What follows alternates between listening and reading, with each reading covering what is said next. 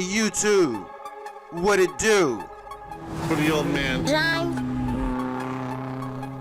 That's right. Welcome back. Back to another episode. OOTP24. Episode 11. General Manager Kevin Oleman managing the Miami Marlins. The year is 2028. The current game date is February 24th. The team is getting ready to embark on spring training.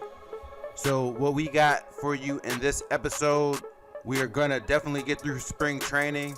I'll show you as we assemble the spring training rosters. We'll go over the spring training results. Then we should have time after that to prepare for our opening day rosters. So we'll also cover that, hopefully in depth and to completion.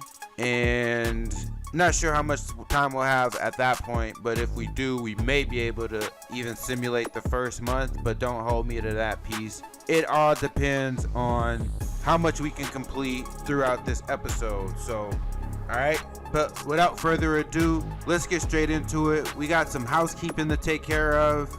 First, I want to show there was a development update that came through on February 1st. Again, as I mentioned, the game date is February 24th of 2028. So I just want to go over that development update. It's essentially the first official update of the season, and it basically represents the players' return from their vacation. And there's not really much on it, but I just want to show it for the completion of documentation purposes. So let's get into that to start things off. So here we are at the mail screen. We flip things over for you, and I already have it filtered on development, so we can go straight to the email that we're looking for, and that's this February 1st email here. And again, like I said, it's really a really light list. There's only 3 players on this list, but I just want to show it for the sake of completion. We got Connor Phillips on the list, the 26-year-old. What is he? A right-handed pitcher. Got a plus and some minuses. Max Mayer. I think I'm pronouncing that right finally. The 28-year-old. This was our closing pitcher. Remember, we extended him at the beginning of last season, so at the beginning of the 27th season. And then Garrett Crochet, a new guy on the team. His potential movement improved, but then his overall potential rating dropped. He's a lefty. I'm excited about him. All right, so like I said, really light. And another bit of housekeeping that we want to get into here before we hop into the spring training, I want to just show a quick update on our finances. So let's hop over to that. All right, now here's our finance screen. I'm not sure. I'll have to double check. I'm not sure if some of this is moving around or not. Our market size is listed at small. Our fan loyalty is listed at average. And our fan interest is up to 46. I say up to, I'm guessing we're up. Money-wise, currently our budget is at $182 million. That's the 29th largest budget in all of Major League Baseball. I believe there's only 30 teams, so what that tell you? Our player payroll is 27th at $107 million, and we have money available, $14.8 million. Money for extensions is currently at none, so you know we're kind of tight there when it comes to the money. However, I will say, scrolling down here, if we look at as we prepare for the 2028 season, ticket sales. All right, I left ticket prices where they were relatively since the last time I updated it, which I can't remember what episode that was, a few episodes back, but I think I remember calling out I was just gonna lift it just barely by this 2 cents to see how things would go with our season ticket sales. And if things go well with season ticket sales, I'll increase it just a little bit more at the start of the season, and it looks like it has, so I will. It's just not time yet, but I at least wanted to give a progress report. and an update. So far, we've sold 6,851 season tickets. So I think we're on pace to sell more. Yeah, here's the projection. We're projected to sell 8,900. Last year, we only sold 8,100. So we're projected to have an 8.9% increase there, which is phenomenal, considering the fact that we also had a price increase of 0.1%. Our projected attendance per game for the upcoming season is 22,000. So I want to document that there to see how we hold to that, if we hold true, if we do better or not. And then our projected revenue revenue per game is set at 600,000. So we'll see how all these numbers play out. I'm excited for this upcoming season. Okay, nothing else really to show here at this time other than, one thing I do want to show on the accounting screen. If we look down here, okay, so this is our budget for 2028. Also our 2028, you can think of this as our 2028. This is like a mixture of projections as well as what we've already done, right? Because they can't really project cash from trades. But, so this is an actual number is what I'm saying. All this above that, I believe, are projections. Or are they? Yeah, and this year to date are the actuals. Okay, so anyway, last year, this is all I'm trying to show. Last year for the total season of 2027, including the winter meetings that occurred in 2026, let me say that again. So last season, the season of 2027, including the winter meeting sections of 2026 that occurred, because that gets attributed to the 2027 season, we made $33.75 million in trades, okay? That's phenomenal. So far this season, 2028 season, which includes the 2027 winter meetings, right? We've only made $6 million from trade, which is fine because I've called that out when we've made the trades during the winter meetings. In the last episode, we were focused on the players more so than the money, but please do believe we are very, very, very much focused on that money as well. All right, so time now to get into the spring training rosters. So let's flip to that. So here we are on the rosters and transactions page. This is one of my favorite screens here in the game. This is where I do a lot of my work. Yeah, so similar to what I showed at the beginning of the 2027 season as we were prepping for spring training, what the game does is it'll automatically put the 40-man, all the players on the 40-man roster automatically get moved over to the spring training roster, which is a 60-man roster. And just as I mentioned when we were going into the 2027 season, the way that I like to split the spring training roster of 60 players is 30 pitchers and 30 batters, so 30 fielders among various positions, okay? So right now, let's just check to see how many pitchers we have and how many more we need to add. So to do that, I just flip over to the pitching screen. This is the quick way to get a pitcher count. We currently have 20 pitchers on the roster. So flipping back here, I just need to add 10 more pitchers to this roster. So I'm gonna scroll through some of my minor league teams to see who I would want to add for those 10, and I'll do that and let you watch.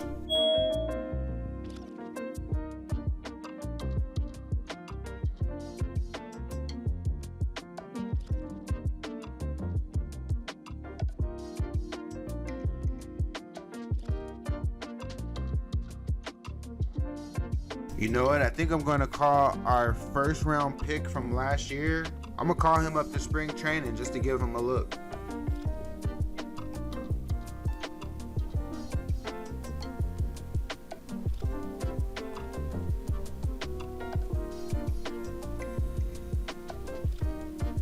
I'm going to also call up this young guy, Christian Rodriguez. Let me see his profile real quick.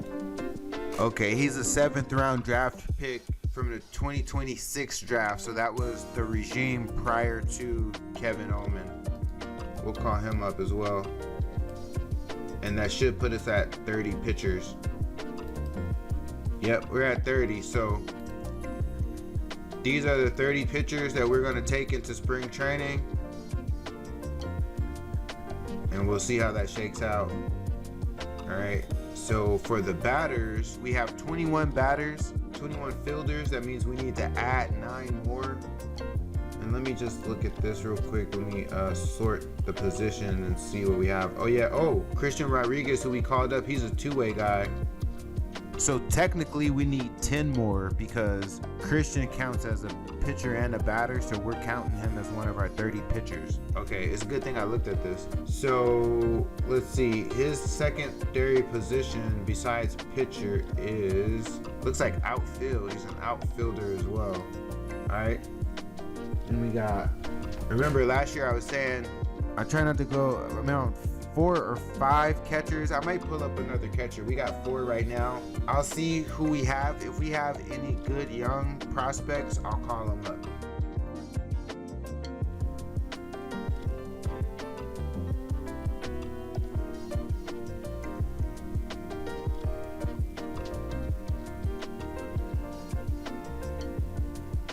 All right, let's see who we can add. So flip back to the organization screen.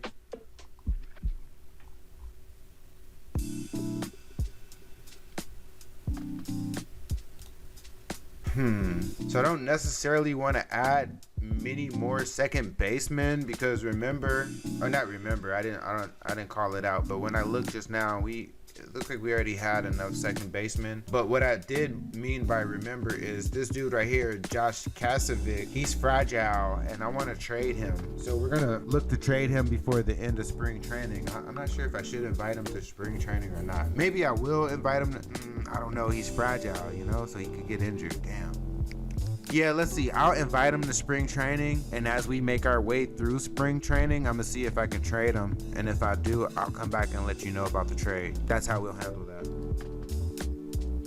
So we'll invite him now, take up a space, unless if it comes to a point where we need that spot, I'll pull him out. But for now, we'll put him on the roster. And then Maximus Martin, I want to get him some opportunity as well. There's a shortstop. Where's the shortstop? Jaden Stroman. He's only 20 years old, but I may want to pull him up because we don't have that many shortstop at that level. You see if Matthew Polk can move over. Not really. He can move over to outfield though for sure.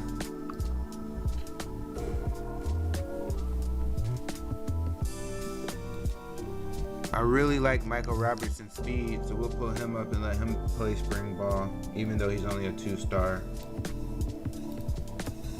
We'll let him compete with this guy. We'll pull him up as well. All right, we still have room for 5 more. Didn't add a catcher. Let's see if we can add a catcher. Oh yeah, we got a couple catchers who qualify. I think we'll go with this 23-year-old Aiden Camberg. We picked him up in the trade last winter meeting. So we'll call him up to the spring training roster. Okay, so that I'll call this first baseman up. See if we can bring another third baseman. Miles Naylor, this 22-year-old. Let's see what he looks like. He was a 2023 draft pick, so a draft pick from the previous regime. He looks pretty decent. Let's give him a shot.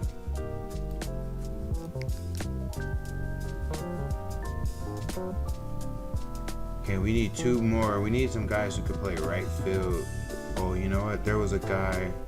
This guy right here, Matthew Polk. Now, the thing about him, he's really a utility guy. When you look at his profile, I think he'll do well at left field, but we have so many left fielders right now. I'm gonna move his position over to right field, and I'm gonna call him up.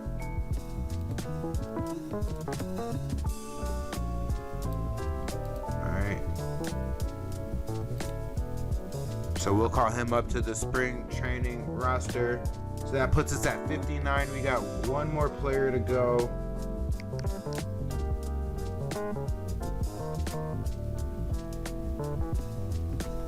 And yeah, I'll bring in another outfielder. Wait, how many outfielders do we have?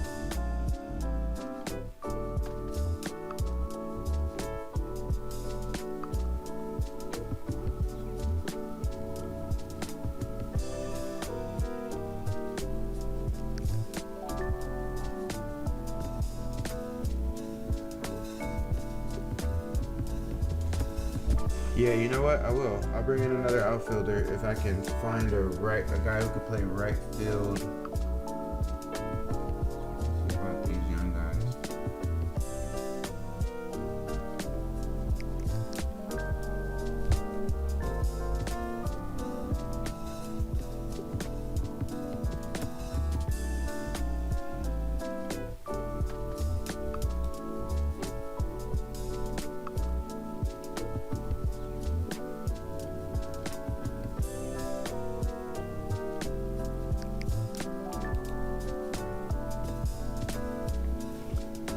Look at Pat Cameron. He's gonna be a problem.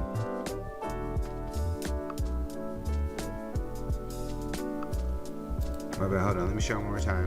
I don't know if you remember Pat Cameron, we just drafted him last summer. He was a second round draft pick for us, the number 34 overall pick. He's not much of a leader, but my goodness. He looks like he's on route to really develop into a really good player. And he's getting a lot of development time. So he was already in the MiLB Prospect League. He spent 2 seasons in the MiLB Prospect League, and then last year, or this past fall, he spent in the Arizona Fall League to go along with the games that he played in the summer at rookie ball. So yeah, he played a lot in 2027, which you can see it in his development, right? That's why we have those development leagues in this franchise. He's not quite ready yet for spring training, but I did just want to highlight him a bit.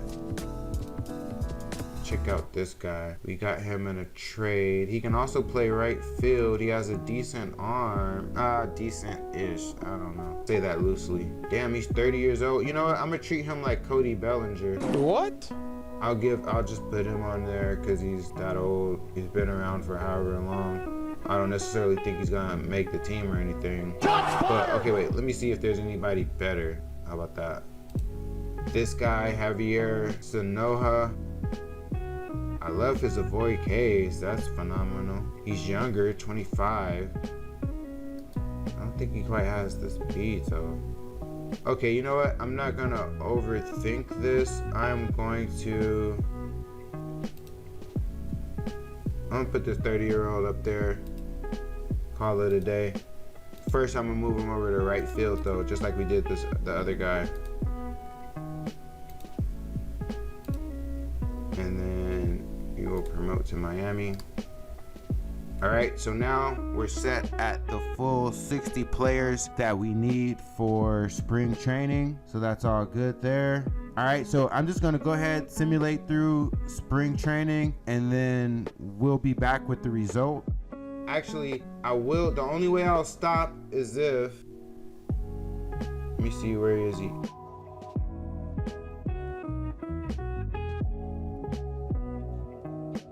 As we're simulating through spring training, in the background, I'm going to actively look to trade Josh Kasovic. So if I find a trade partner for him, and if we execute that trade, I'll stop along the way to let you know about it. But other than that, the intention right now is to simulate through spring training, and we'll be back with an update. All right. So what do you know? Before we even get into spring training, we found a trade partner for Josh Kasovic. We're gonna send him to the Boston Red Sox along with Avery Owusu-Asidu, who's an outfielder. So quick look at Josh again. Josh is the guy, remember we picked him up in a trade from Toronto this past winter. He's fragile. We're also giving up Avery Owusu-Asidu. He is an outfielder in our minor league organization, a former 13th-round pick from the previous regime before Kevin Oleman's arrival. So we're going to give him up. So we're giving up those two. And in return, Boston sends us Spencer Turkelson, 28-year-old left fielder, who I believe we're going to promptly convert to first base. He has a bit of power, and we want some power in the first baseman. We'll convert him to first base and put him on the spring training team and see how he does. Now, he has a horrible avoid Ks, and that's probably why he's bouncing back and forth between minor leagues and the minors. In the majors. But so that's him. We'll take him, and one of the biggest things is he's not fragile. See, he's normal injury proneness.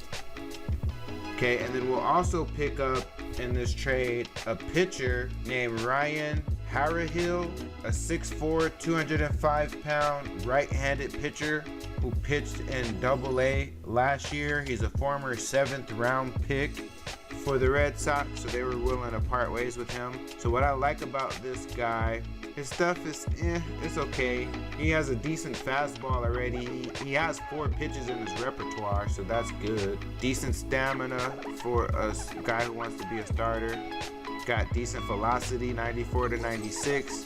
And then personality-wise, he's a leader, and he has high adaptability. He's a good defensive pitcher, so that's always a plus. And then real quick, just to look at what he did, I think this is why they were willing to give him up. He didn't do too well last season between high A and double A, but we'll see what he can do in our organization. We'll pair him with our coaches and then see what's up from there. All right, so that's Ryan Harrahill, the right-handed pitcher, 23-year-old, so super young. And in addition to that, we also received $250,000 in this trade. So yeah, we'll go ahead and pull that trade off and then continue on with spring training, and I'll be back with the update on that. Yep, so we are back, all done with spring training. We did not do too well in spring training. As you can see, the Miami Marlins here, 8-19, last place in the East Division, NL East. I mean, not that these games even count, and I didn't even call it out right. We were 8-19-1. I forgot. There are ties in spring training. There's no extra innings. But yeah, so that was the spring training record. Before we go into any of the spring training details, we did get an additional development email that I want to show right here. So let me jump over to that real quick. All right, so here we are. We got another email that was on March 1st. So this would be for the month of February, which I believe there were a handful of spring training games played during the month of February, which we'll get into momentarily here. But let's quickly just scroll through as we've done to see what the updates are to the development. There's Christian Rodriguez, the two-way player who we brought up for spring training. Alexis Paulino has a negative there.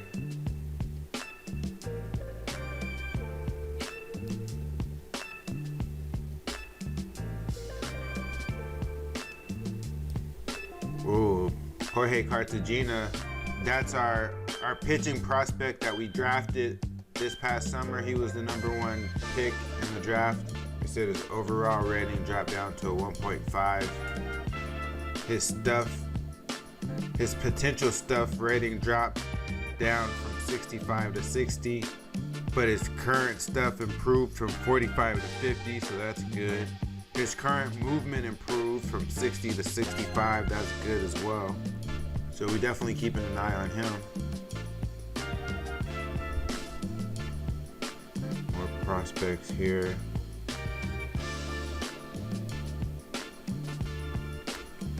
Here's Tyler Petterini. Remember, I think he was playing a lot of DH last year. The manager had him playing third base for spring training. I think I'm going to force him back to DH once the season starts. Look at the young guy, Jaden Stroman. He's developing quite well. The 20-year-old, we had him up for spring training. He's not quite ready for the major leagues yet, but we're keeping an eye on his development. We'll eventually bring him up. Same with this guy right here, Yafri Solano. Now it looks like they play the same position, but one of them can move to second base. So that's a quick update there of the development as of March 1st. Okay. And also next, real quick, before we get into the spring training details, another update I want to go over is our finances. So let's just hop there real quick as well. Okay, here we are on the finances screen. Our total money available has increased slightly there. If you notice, is up to 15 million. But here's what's really cool. So we still, we're not at the point that we can change anything here yet with our price, but our season tickets, we've officially sold more season tickets for this upcoming season than we did the year prior. We're up to 8856. We're projected to sell 9,000, which will be a 10% increase. We're still projected to do 22,000 per game, which will be a 13% increase. And our revenue will be still projected at 600,000 per game, which would be a 12.3% increase. So that's pretty cool. Just wanted to show the update of where we are with our finances now that we've concluded spring training. All right, and so from here, I'm just gonna flip over to the schedule. Okay, here's the schedule for the month of February for spring training. The 6 games that we had in February, we were only able to win 2 of them. This is the outcome. So that development report that we went over would be mainly based on those games that were played there in February. We'll have another one coming up here on April 1st. Anyhow, here are the games, the March spring training games, which is the heart of spring training. As you can see, we were not winning many of these games at all. All right, and then for me, what I do to get a gauge for, I look through all of the games, but I don't have time to really show that here. But I will show the last couple of games so we can get a feel for what our batters did, because we can't easily see this elsewhere. For the pitchers, I'll hop to the pitching screen after this. But here's the very last game. It was a win against the Brewers. We beat them 5-1, 9 hits to 4 hits, but we also committed an error. So these stats right here, the average, the home run, and the RBI, these are cumulative as of this game. So this is for all of spring training right here that you see for these players that are shown here that played in the last game. One thing that jumps out to me is Chisholm played the last game at left field. He had 4 home runs in the spring and 8 RBIs. He hit 259, so he's getting warmed up. And I try not to take these too lightly or too strongly. I try not to take it either way. Hey, right? Yep. Let's keep an eye on Bolt. Remember, he's the young gun, the guy we're trying to continue with his development. The year before we got to him, he hit 13 home runs, and then last year, the year that he worked with our new hitting coach, he hit 32 home runs, and he was an all-star. So we're definitely keeping an eye on him. Looks like he's warming his way up. He hit below the Mendoza line during spring. He only had 1 home run and 2 RBIs. So we'll, like I said, keep an eye on that. Pederini playing here at first base. As you can see, they move him around a lot. Again, I think I'm gonna force him to be locked in at designated hitter once the season starts. He hit 2 home runs in the spring. Some other notable guys are third baseman Garcia. He hit 286, no home runs, 5 RBI. Stroman, the young gun, he hit 279 during the spring. That's not bad. Tanner, one of the new catchers that we picked up, I forget when. I want to say maybe, hold on, we can see. Tanner, we picked him up during the winter meetings. When we first arrived. So that was not this past winter, 2 winters ago. This is Logan Tanner. But he can't hit. You see that? I love his glove, but he can't hit and he can't run. But I'll keep him for that glove though. That's for sure. All right, this is what the pitchers did in the last game. We won't dwell too much here because, like I said, we can flip to that pitcher page, which we'll just do. So we won't even be able to really see all the batters. But here's what the pitchers did. Yuri Perez pitched 14 13.1 innings, had a 5.65 ERA for spring. If you recall, last spring he had something similar to this. Cal Brandish pitched 14.1 innings as well. He had a 3.14 ERA this spring. Brent Herter, 13.1 innings. Again, this is just the spring. We take it with a grain of salt. You know, they're just getting warmed up and ready for the season. Now, don't get me wrong. If there's any outliers, you know, like someone who really jumps out, like for instance, that kind of jumps out, you say, whoa, 13.5 ERA, but when you look more deeper, he only pitched 2.2 innings, so I take that with a grain of salt. Oh, look at Aaron Ashby. I'm interested to see how he does. He had a real high ERA, 7.2, but in the 5 innings that he pitched, he had an 18K/9 ratio. It was like that was the best on the pitching staff during the spring. We had some high ERAs during the spring training, I'll tell you that much. I'm not too concerned though. They're just getting warmed up, and most of these guys are going to get allocated to various minor league teams. So, again, not too worried about it. I do like to see that Max Meyer, he had a high ERA. I mean, I don't care about that, but he was second on the team with Ks per 9 at 15.2. Like to see that. Lucas Gilbreth had 13.5. Juan Arnaud had 13. So, yeah, that's all really good. All to the good, y'all. All right, so I think I'm gonna go ahead and wrap it up here. We have made our way through spring training. We made one trade during this episode. As we gear up toward the opening day roster, I anticipate making a number of trades, which is why, like I said, I'm gonna go ahead and wrap things now, because there's no need in starting that process in this episode, because I'm definitely not gonna be able to finish it. I'm gonna try to make as many trades as I can, I'll try to squeeze the most out of this window we have right here, this trade window. Remember before, like I said, there's the winter trade window. We just had that. This is the second trade window of the season. The third is going to be leading up to basically the month of July. So, you know, leading up to the trade deadline. So yeah, that's what it is. That's what it'll be. Episode 11 in the bag. You know what it is. For the old man. Until the next episode, y'all. All right. Ahala.